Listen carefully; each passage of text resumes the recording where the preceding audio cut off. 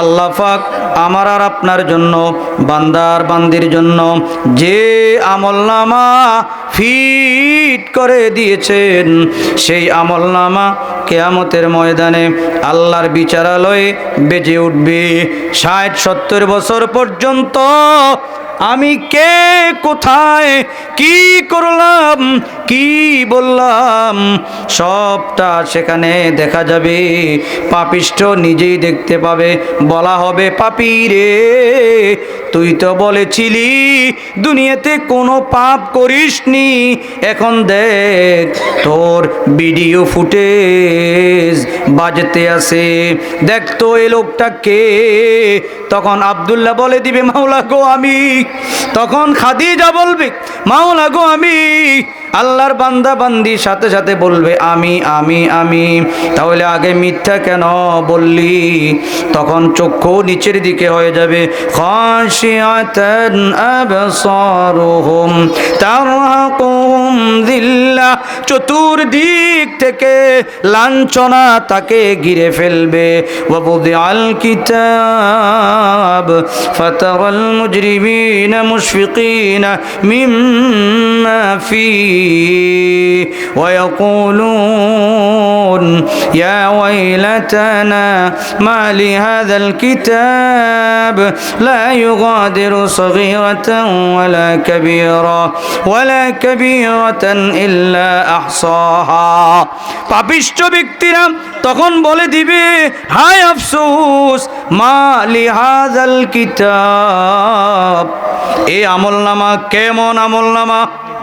খেয়াল করেন সবাই, এই আমলনামা কেমন আমলনামা, যে আমলনামার মধ্যে ছোট পাপের কথাও আছে, বড় পাপের কথাও আছে। এই আমলনামা তো একটি পাপ কেউ ছাড়লো না। ছোট পাপ সেখানে আছে, বড় পাপ সেখানে আছে। নির্জন অবস্থায় যে পাপ করে সেটাও সেখানে আছে। সকলের সামনে প্রকাশ্যে যেই পাপ করে সেটাও আমলনামাতে আছে। অন্ধকারের মধ্যে যেই পাপ করে সেটাও আমলনামার মধ্যে আছে। আলোতে যেই পাপ করে সেটাও আমলনামাতে আছে। মালি হাযাল কিতাব লা ইউগাদিরু সগীরাতান ওয়ালা কাবীরাতান ইল্লা আহসাহা। পাপিষ্ঠ বলতে থাকবে, সব রেকর্ড করে ফেলা হয়েছে। হায় আমার বাঁচার এখন আর সুযোগ নাই, বাঁচার এখন সুযোগ নাই, আমার ধ্বংস অনিবার্য। মালি হাযাল কিতাব লা ইউগাদিরু সগীরাতান ওয়ালা কাবীরাতান ইল্লা আহসাহা ওয়া ওয়াজাদু মা আমিলু হাযিরা। যা আমল পাপিষ্ঠরা দুনিয়াতে করেছিল সব সেখানে উপস্থিত পেয়ে যাবে। ওয়ালা ইয়াজলিমু রাব্বুকা আহাদা। আল্লাহ বলেন, হে বান্দা বান্দি, তোমার প্রভু কোন ব্যক্তির উপর সুতা পরিমাণ, খেজুরের বিচির খোসা পরিমাণ জুলুম করবেন না, অত্যাচার করবেন না। যে যা করবে তার প্রতিফল পাবে, যে যা করবে তার প্রতিদান পাবে। আবার বলি, কিয়ামতের ময়দানের 1 নম্বর সাক্ষী জমিন, 2 নম্বর সাক্ষী সম্মানিত লিখক ফেরেশতা, 3 নম্বর সাক্ষী আমলনামা। ওয়াইদাস সুহুফু নুশিরাত, সূরা তাকবীরের মধ্যে বলা হয়েছে, যখন আসমান ভেঙে চূর্ণ বিচূর্ণ হয়ে যাবে, জমিন ভেঙে চূর্ণ বিচূর্ণ হয়ে যাবে, পাহাড় চূর্ণ বিচূর্ণ হয়ে যাবে, খানখান হয়ে যাবে, শক্ত জমিন, শক্ত পাহাড়, পাথরের পাহাড়, এভাবে আকাশ কত মজবুত, সব ভেঙে চূর্ণ বিচূর্ণ হয়ে যাবে।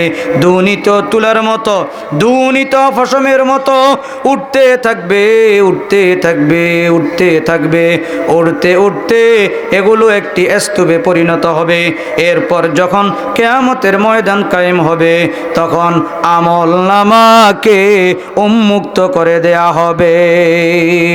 3 নম্বর সাক্ষী আমলনামা। এবার আসুন 4 নম্বর সাক্ষী কি?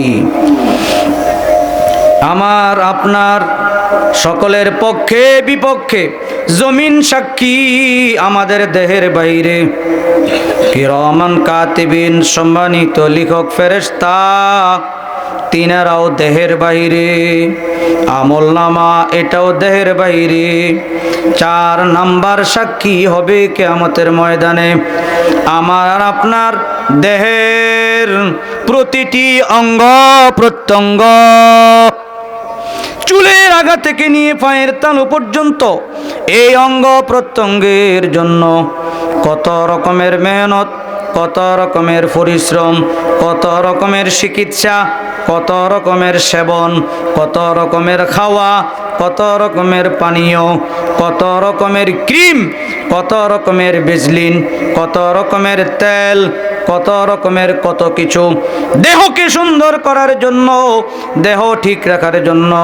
এই দেহ আমি আব্দুল্লাহর জন্য বন্ধু নয়, আব্দুর রহমানের বন্ধু মনে করলে চলবে না, খাদিজা ফাতেমা আমেনার বন্ধু মনে করলে চলবে না।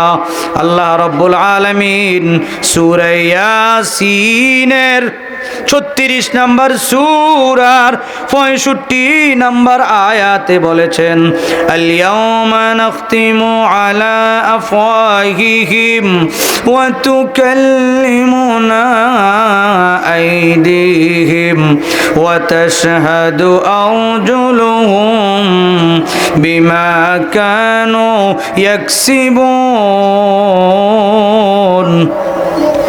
আল্লাহ রাব্বুল আলামিন বলেন আল ইয়াউম, আজ। আজ বলতে কোন দিন? তাফসীর মাহফিলের দিবস নাকি? না রে না, আজ বলতে হলো কিয়ামতের দিবস। বলেন কোন দিবস? আল্লাহ পাক পাপিষ্ঠদেরকে বলবেন, হে পাপীরা, হে নাফরমানরা, তোমাদের এক প্রকারের সাক্ষী জমিন, এটাও তোমাদের দেহের বাইরে। আরেক প্রকারের সাক্ষী ফেরেশতা, দেহের বাইরে। আরেক প্রকারের সাক্ষী আমলনামা, এটা দেহের বাইরে। কিন্তু আমি আল্লাহ তোমাদের পাপ এর স্বীকারোক্তি দেওয়ার জন্যে যেই সাক্ষী এবং দাঁড় করাচ্ছি, এই সাক্ষী হলো তোমাদের দেহের অঙ্গ প্রত্যঙ্গ। আল্লাহ বলবেন আল ইয়াউম, আজ, নাখতিমু আলা আফওয়াহিহিম, আমি পাপিষ্ঠদের মুখে মোহর এঁটে দেব, পাপিষ্ঠদের মুখে তালা মেরে দেব, মোহর এঁটে দেব। পাপীরা মুখ দিয়ে জবান দিয়ে বলেছিল আল্লাহর দরবারে, আল্লাহ পাপ করিনি, সারা জীবন নেক কাজ করেছিলাম। কিন্তু আল্লাহ রাব্বুল আলামিন যখন 2 ঠোঁটকে তালা মেরে দেবেন, 2 ঠোঁটকে যখন আল্লাহ বন্ধ করে দেবেন, তখন জিহ্বা কথা বলতে থাকবে, তখন চক্ষু কথা বলতে থাকবে, তখন কান কথা বলতে থাকবে। এদিকে খেয়াল করেন, তখন হাত কথা বলতে থাকবে, তখন পা কথা বলতে থাকবে।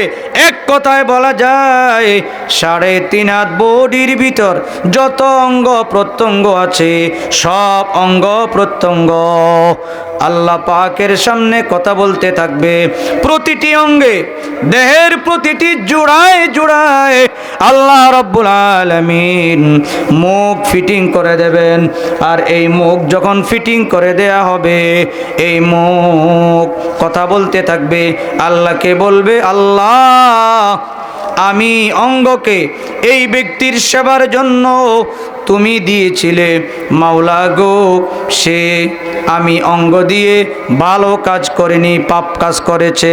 চশমে গোয়াদ করদাম গম জাহারাম, গোশে গোয়াদ চিদাম সুউল কালাম, লব গোয়াদ মঞ্চুনি বুসিদাম, দস্তে গোয়াদ মঞ্চুনি দজদিদা আম। চোখ বলবে, মাওলা এই পাপিষ্ঠ ব্যক্তি আমাকে হারাম কাজে ব্যবহার করেছিল। কান বলবে, হারাম কথা শুনেছিল। জিহ্বা বলবে, আমাকে দিয়ে এই ব্যক্তি হারাম কথা বলা ছাড়া আর কিছু করেনি। আল্লাহ আপনার বিরোধী কাজে আমি জিহ্বাকে ব্যবহার করেছে।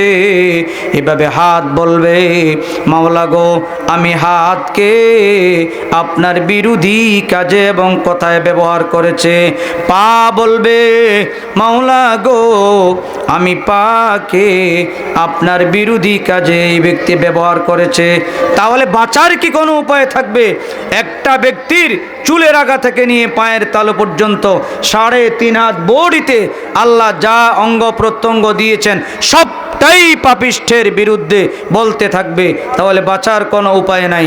সুতরাং কিয়ামতের ময়দানে আল্লাহ পাক 4 প্রকার সাক্ষী মোতায়েন করে, নিযুক্ত করে, কায়েম করে পাপিষ্ঠের সকল পাপ সেখানে রাইট বলে আল্লাহ রাব্বুল আলামিন সাব্যস্ত করবেন।